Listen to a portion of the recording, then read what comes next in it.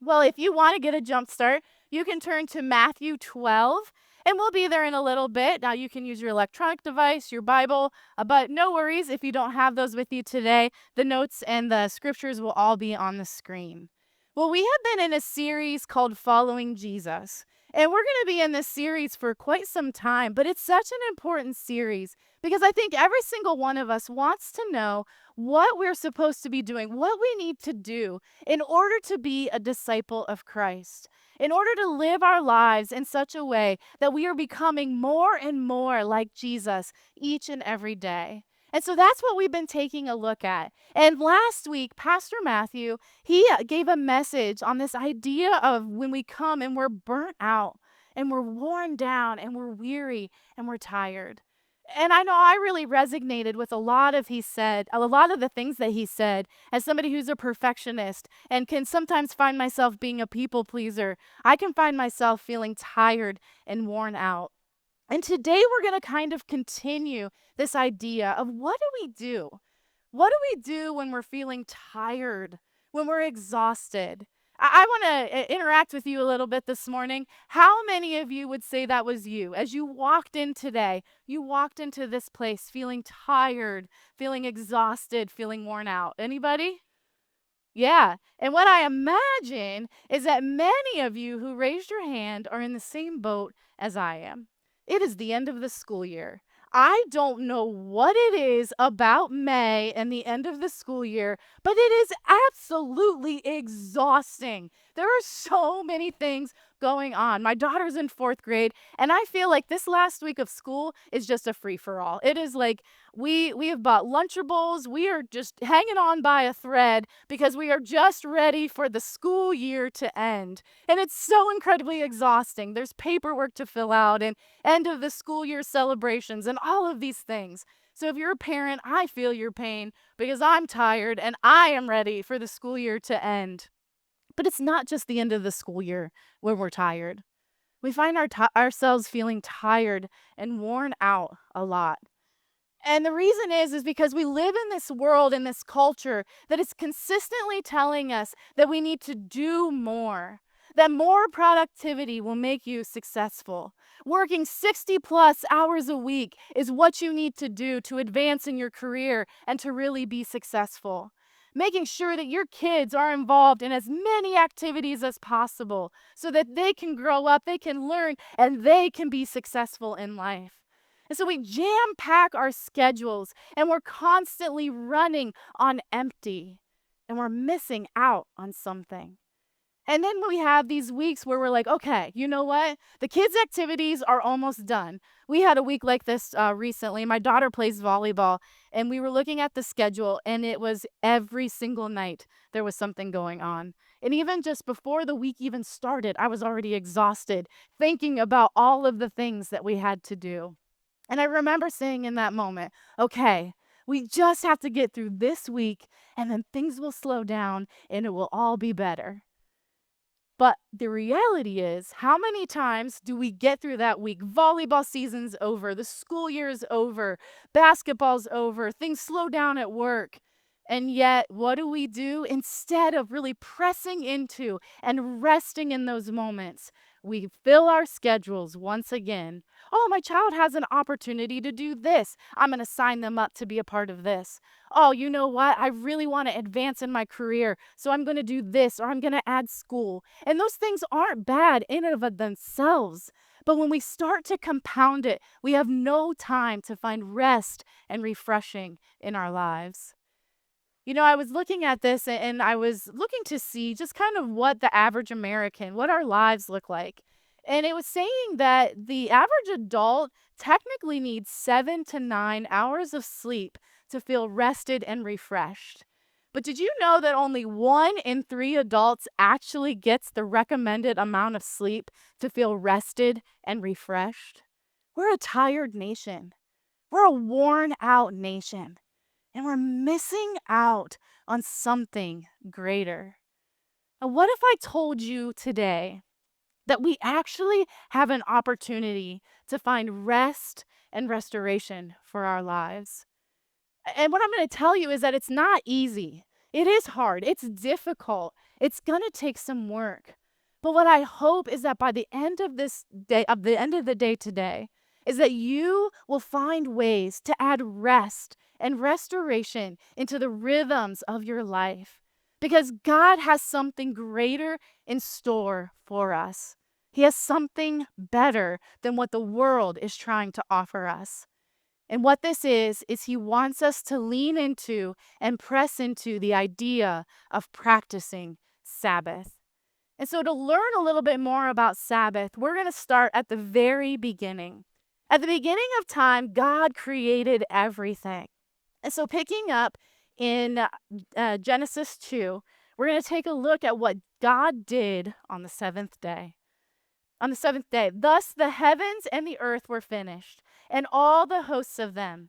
And on the seventh day, God finished his work that he had done, and he rested on the seventh day from all his work that he had done.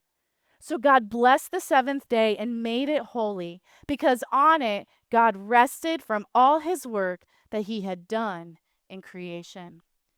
So point number 1 is that God created Sabbath as a gift for us.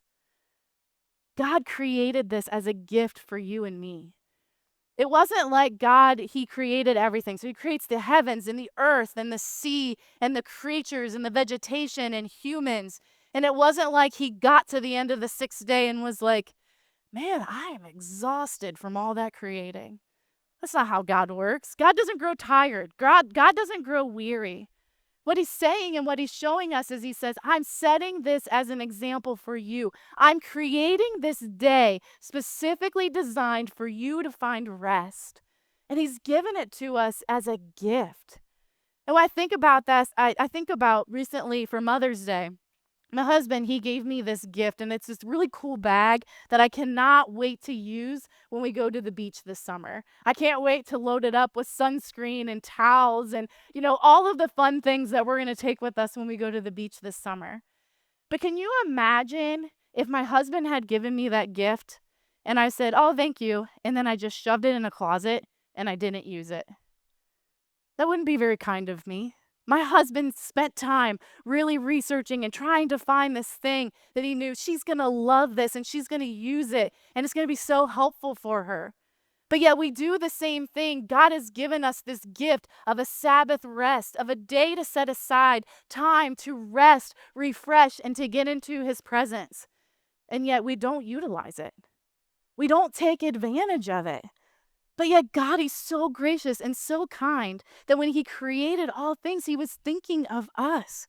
And he said, I'm going to give you this gift, this opportunity to practice Sabbath. So not only has God given it to us as a gift, but he's done so much more. And when he was beginning to create his people, when he was beginning to really design his chosen people, the Israelites, he gives them these 10 commandments. And this is what it says. Remember the Sabbath day to keep it holy. 6 days you shall labor and do all your work, but the seventh day is a Sabbath to the Lord your God.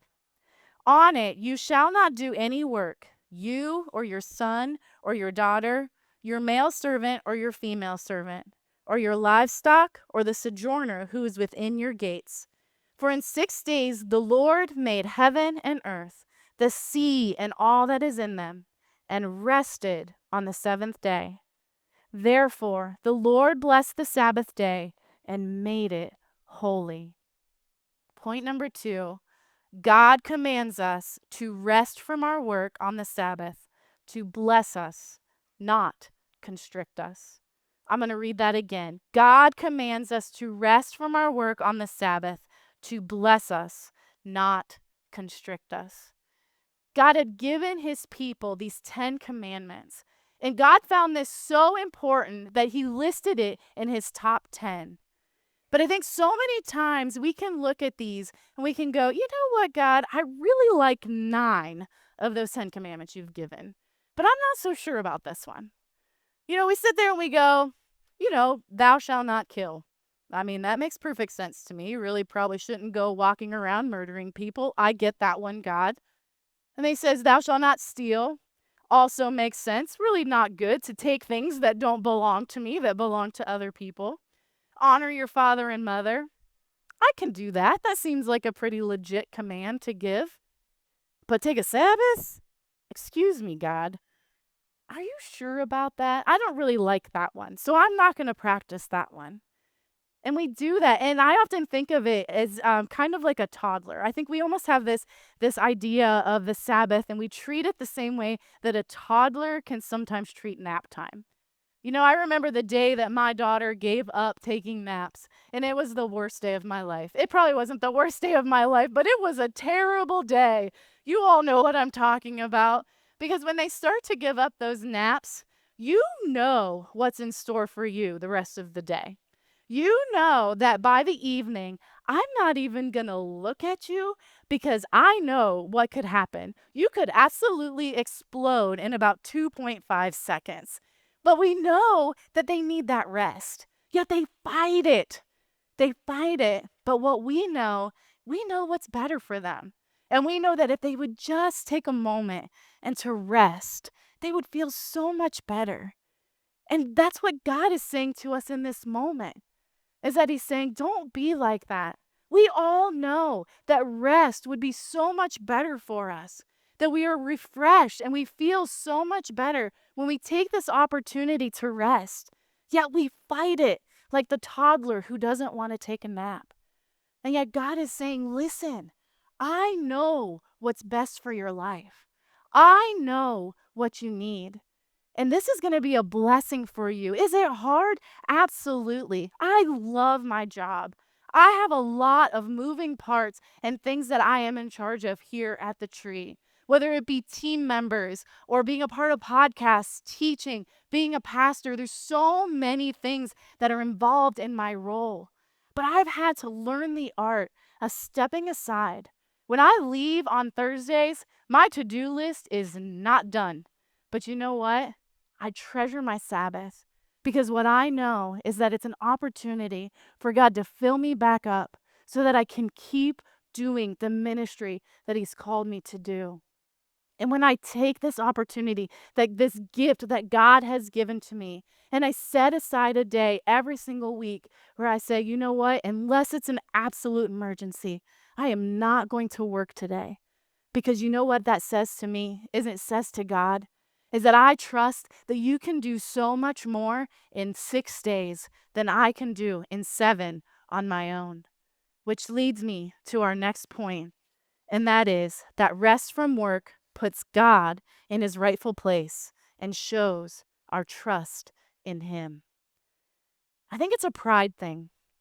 I think when we don't take God up on this opportunity that he has given to us, this gift, this command that he's given to us, what we're essentially saying is, God, I know so much better. I know what's better for me. God, you don't know. I am the CEO of my company. There's no way I could take rest. And yet God's saying, yes, but just imagine if you do.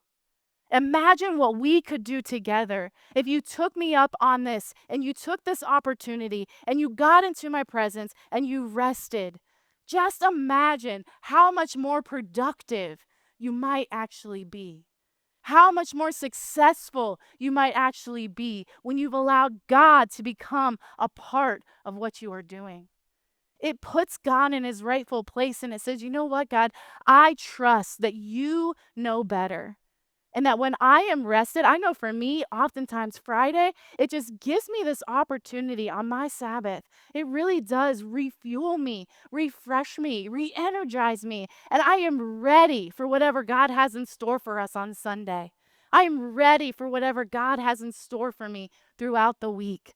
But I wouldn't be as ready if I didn't take that opportunity to step away, to rest, and to get into his presence. So I imagine that you're sitting here and you're like, this sounds great. I really like this, but it's hard to do. And it was easy for the Israelites. It was easy for the people of God because they literally did take a day. They made sure that they prepared and had everything ready for the Sabbath. But I think we all can agree that is not the world in which we live in today, is it? We're constantly on the go. Things don't shut down one day a week. Although I have to be honest, I think that would be amazing if stores and everything were shut down one day a week.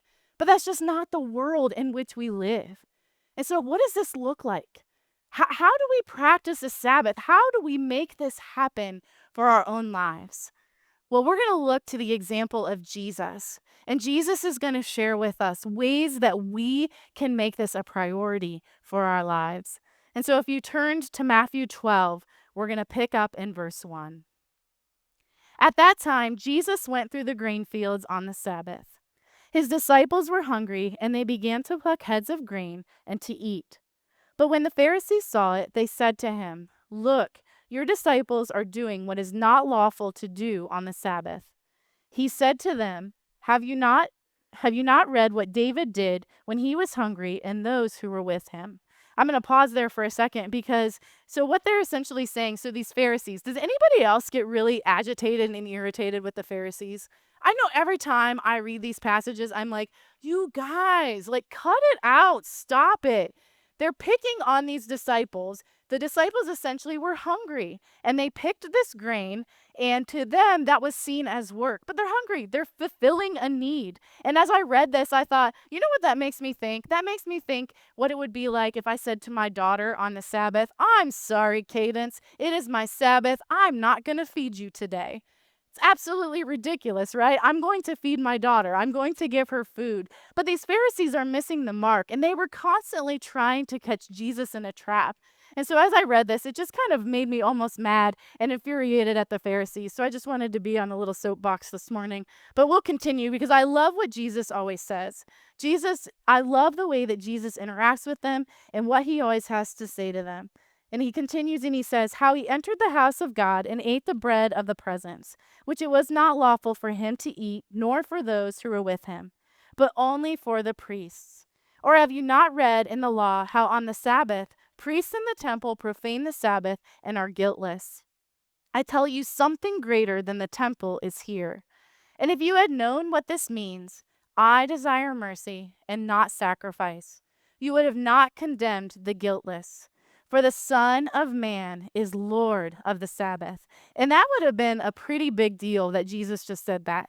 Because essentially what he was saying to them is he said, you Pharisees think that you get to be the ones to determine what the Sabbath looks like, to determine the laws. But what I'm telling you is that I am greater, and that Jesus gets to be the one that determines what this looks like for our lives. So picking back up in verse 9, he went on from there and entered their synagogue. And a man was there with a withered hand. And they asked him, "Is it lawful to heal on the Sabbath?" So that they might accuse him. He said to them, "Which one of you who has a sheep, if it falls into a pit on the Sabbath, will not take hold of it and lift it out? Of how much more value is a man than a sheep? So it is lawful to do good on the Sabbath." Then he said to the man, "Stretch out your hand." And the man stretched it out, and it was restored, healthy like the other. But the Pharisees went out and conspired against him, how to destroy him. What I love, though, is I love the way that Jesus interacts. I love the way that Jesus shares with them. As he's essentially saying, you are missing the mark on this. You see, the Pharisees, they were these religious leaders, and they would have often created more laws to go on top of what God had already commanded them, almost making it impossible for any individual to be able to follow those laws completely. And so Jesus is calling them out in that, and he's saying, listen, I am the one who gets to determine what this looks like. And even in his account in Mark, this is what Mark 2:27 says, and this is Jesus. He said to them, "The Sabbath was made for man, not man for the Sabbath." And what Jesus is telling us, and he's reminding us in this moment, is that the purpose of the Sabbath is to bring restoration to our lives.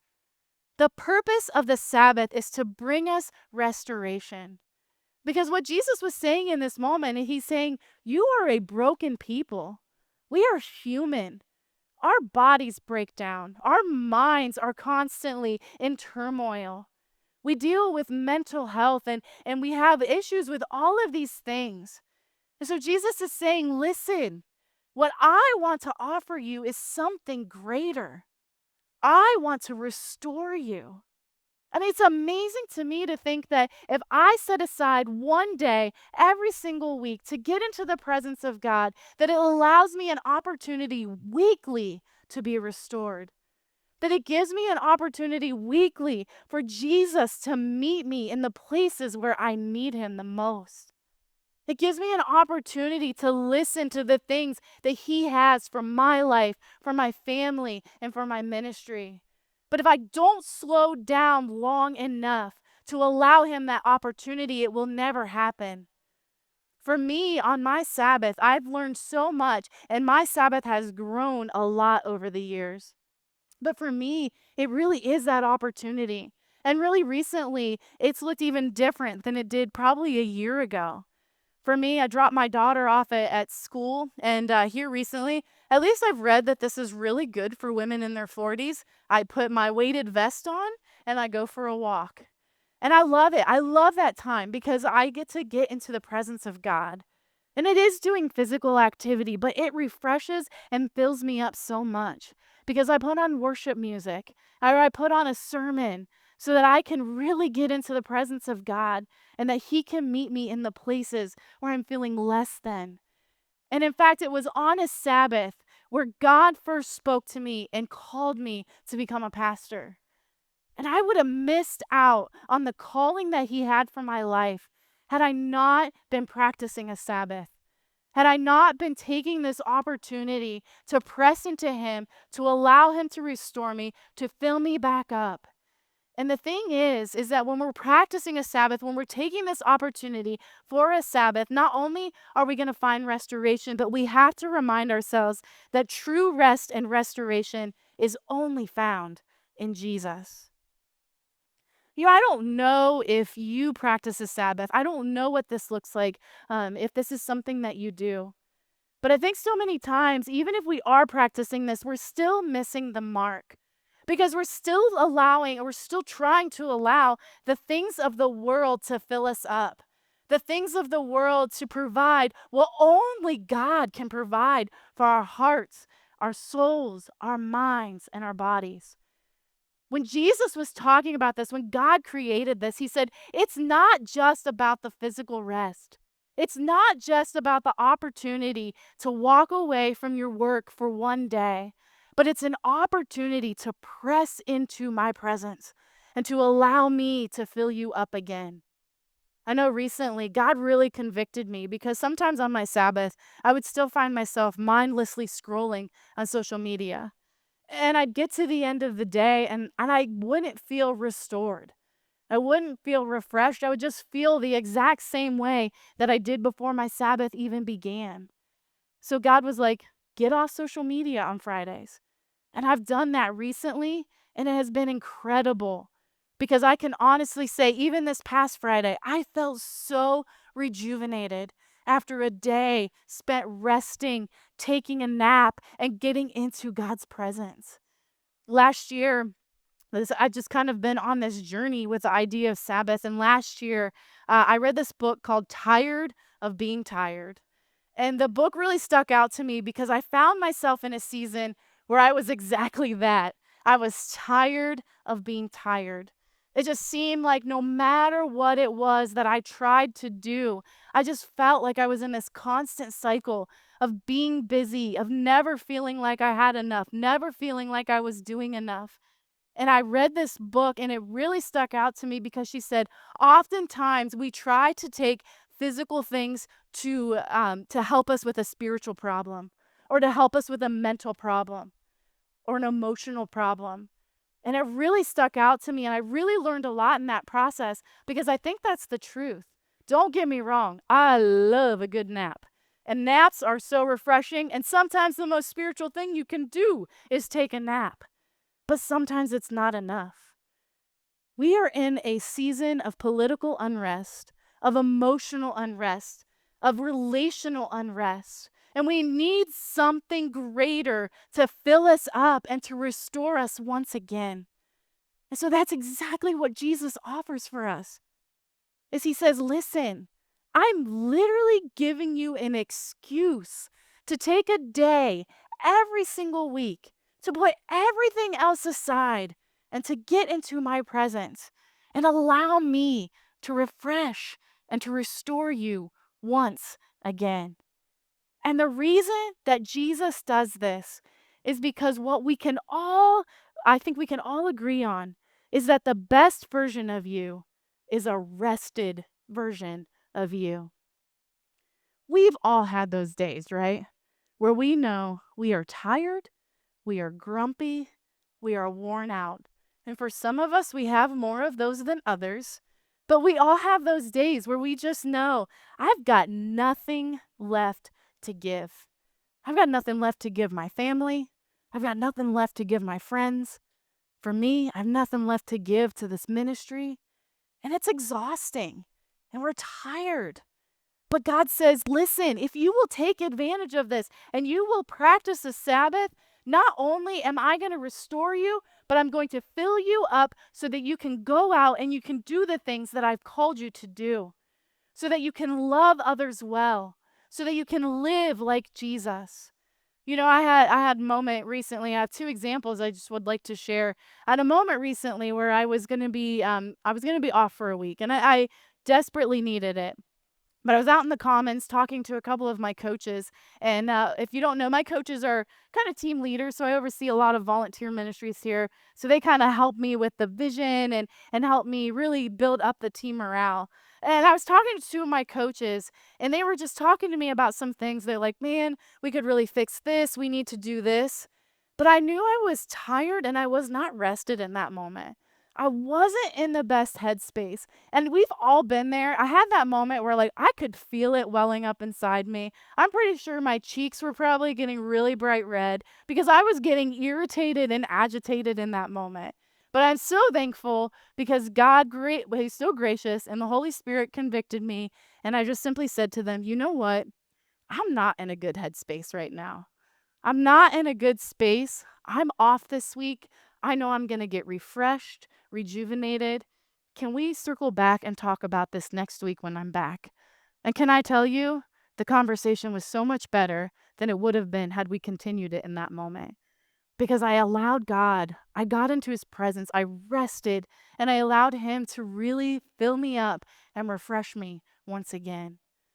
I also had a day recently where I got home and I just had a day. You guys know what I'm talking about, where you just get home. Sometimes you can't even put your finger on it, but you're like, I am just not doing well today. Every little thing is going to bother me. And I know for me, I picked my daughter up from school, and we've got about 45 minutes before my husband gets home from work, where it's just the two of us together. And I was already had enough. And then, you know how that is. I don't know what it is about kids, but sometimes they can just sense it. And I think they're just like, I'm going to get under your skin right now, mom, and I'm going to see what I can do to agitate and irritate you. And it was just one of those moments where by the time my husband got home, I said, I need 20 minutes to go get into the presence of God so that I can be a better wife and a better mom for the rest of this evening. But can I tell you, I'm so thankful because my husband is wonderful and he gave me that opportunity. But this 20 minutes with Jesus was exactly what I needed. And I was a better mom, and I was a better wife throughout the rest of the evening. And that's what God longs for us.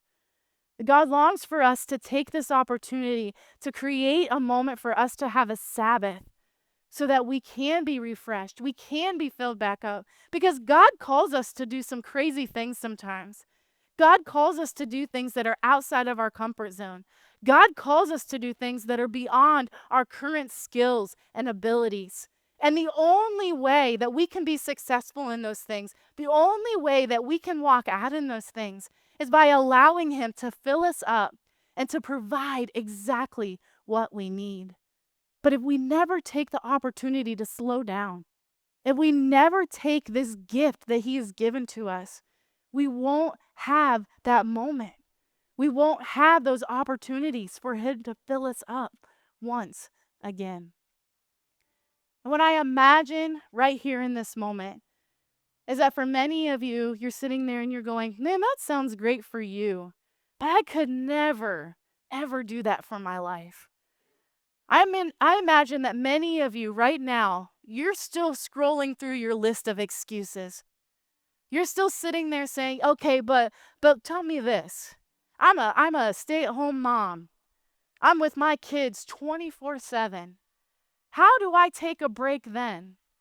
Well, I'm going to give you an example because as much as I love my Fridays, during the school year, I get to do my Fridays the way that I want to do them. But beginning this Friday, my daughter will be home with me on Fridays because guess what? School is over. But you know what? Even with that, God has really been reshaping and remolding my thought process with it. And I'm actually really excited to see how we can have a Sabbath together. She's 10 years old, so she doesn't take naps anymore. So I won't get to take naps on my Sabbath. But you know what I am going to do? I'm going to invite her into it. And so we're going to get off devices and we're going to play games together. And we're going to go swimming. And we're going to go outside. We're going to read devotionals together, listen to worship music. And I really hope that I can create this space for her, that even from a young age, she sees how valuable this is, so that when she's older and she's sitting in this auditorium someday, she can say, you know what? I'm so glad that my mom brought me into her Sabbath so that I could learn what it means to really rest and find restoration in Jesus. Or maybe you're the boss or the CEO of a company and you're sitting there going, there's no way. I mean, I have to answer emails and I've got all these things coming at me consistently. But think about it this way. What if you, as the boss, created that for your employees? What if you started to be an example for them, showing them, you know what? This is more important than any productivity that you could ever do. Because I know that Jesus can restore you and he can fill you back up. And I can almost guarantee that you're going to be even more successful and you're going to have more productivity. And honestly, your staff will probably be better because they're taking an opportunity to rest so that they're filled up and they are ready to do the things that God is calling them and you to do. No matter where you are, no matter who you are, this is possible. Does it take work? Yes. I'm going to hit a nerve right now. Sometimes it means telling your kids no. Sometimes it means telling them, you know what? We're not going to sign up for 5 different activities because we need to rest and we need the presence of God in our lives.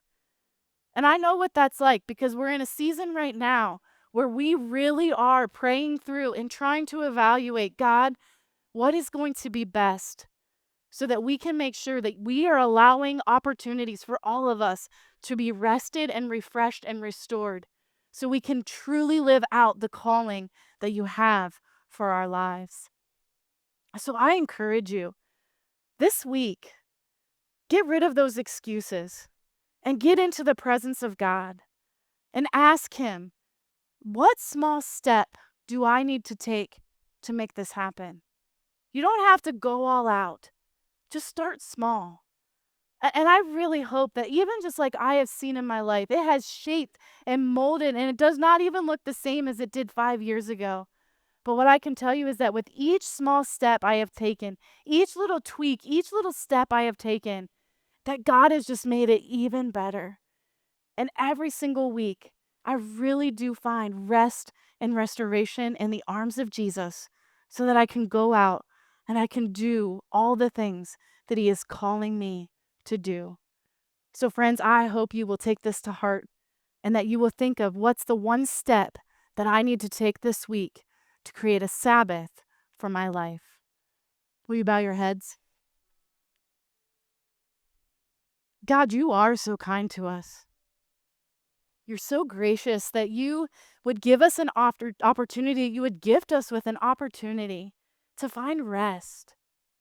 But not just physical rest, mental, emotional. God, that you long for us to be healthy in all areas of our lives.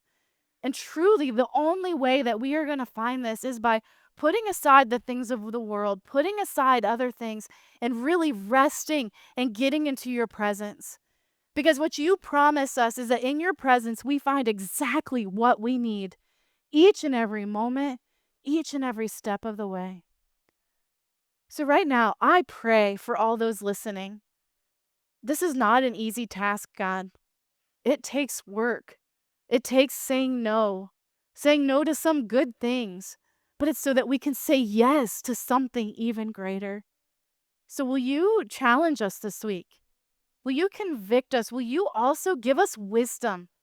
Show us exactly the step that we need to take so that we can create this rhythm of rest for our lives. And God, as we do this, we want to glorify your name and we want to continue to walk in obedience. And I know and I pray that those moments where they are in your presence is just so refreshing and restorative for each and every one of them. So, Jesus, we surrender our to-do list. We surrender our jobs, our time, all of it into your most mighty and powerful hands. And it is in your name that we pray. Amen.